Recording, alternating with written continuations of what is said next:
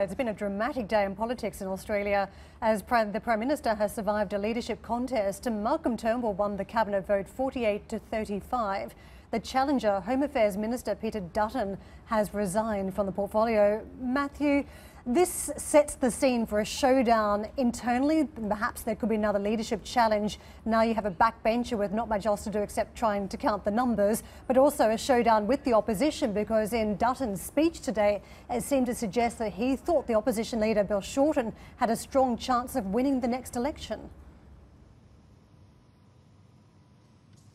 Well, this all really gathered momentum in the last couple of days because we've seen Malcolm Turnbull roll back on two key policies, and then we had an opinion poll out that showed that the government was trailing the opposition and Bill Shorten by about 10 percentage points. So things moved very quickly, and there was this party room meeting this morning in Canberra where Malcolm Turnbull declared both of the leadership positions for leader and deputy vacant. He then put his hand up, but so did Peter Dutton, and you're right saying that Turnbull got 48 of those votes compared to 35 for Dutton. It wasn't necessarily an emphatic win for Malcolm Turnbull, so a lot of people saying out there that this just purely sets the scene for another showdown once Dutton, who's now sitting on the backbench, starts to count the numbers in a little bit more detail. There were some claims that he did have enough numbers today to be able to roll the Prime Minister. Clearly that wasn't the case, but he's now going to be working the phones to try and shore up his support, really representing that more right of centre part of the party that want stricter immigration. They want coal to be used as part of the energy plan. But take a listen to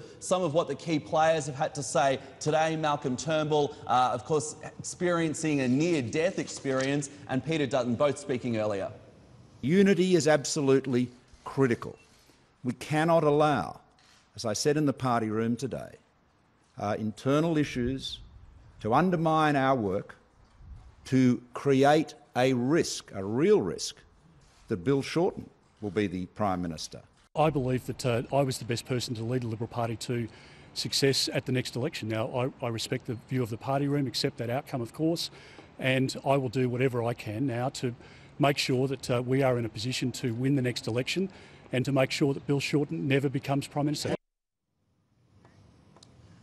It's really interesting. We are just approaching the 3-year anniversary of Malcolm Turnbull becoming Prime Minister. And Karen, it's certainly been a long 11 years. If there is a change of leadership anytime soon, if we see another challenge from Dutton, it will be the 7th Prime Minister that Australia has seen in 11 years, with no Australian Prime Minister serving a full term since John Howard, and that was back from 2004 to 2007. Back to you.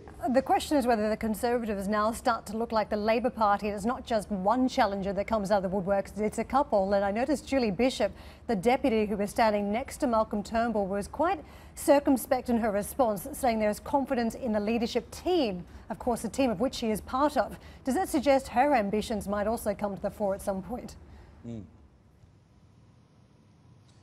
Well, you know what? She's had a lot of chances to put her hands up. Of course, there have been a number of challenges because we had Turnbull challenging Abbott about 3 years ago.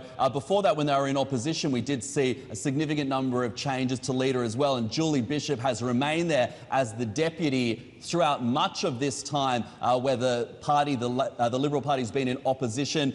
So she's had her chance. I'm not necessarily sure whether or not she would want to put her hand up. She's Foreign Minister, gets to represent Australia right around the world, so probably got one of the better jobs when it comes to serving in the Turnbull government.